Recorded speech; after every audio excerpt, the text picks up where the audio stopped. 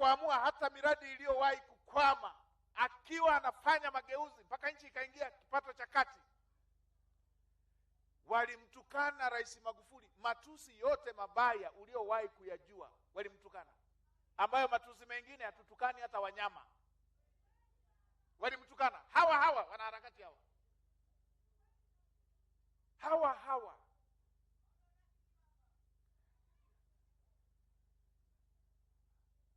Ikatokea bahati mbaya, Mungu akamwita rais wetu Daktari John Pombe Magufuli. Wanaharakati hawa mnaoona kipaumbele kama vile wanaipenda Tanzania, walifanya sherehe ya kejeli. Hawa walifanya sherehe ya kejeli. Hawa walifanya kejeli. Tunatoa wapi ushirika wa kushirikiana kuhusu nia njema kwenye nchi yetu hawa?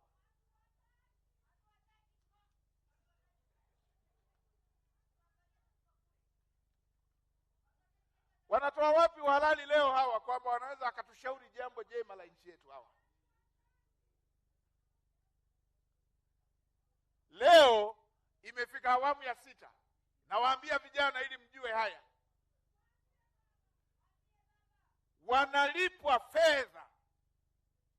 Wanalipwa fedha kwa kuwatumikisha vijana wa Tanzania. Wao ndio wanatajirika. Wanatajirikia damu za watoto wa Kitanzania.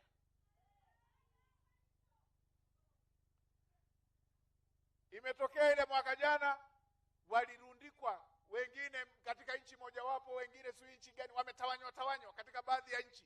Mtu mmoja analipwa bilioni 5, bilioni 2 ili awachochee vijana wa Kitanzania, na anaambiwa wakifa wengi atapewa fedha nyingi zaidi.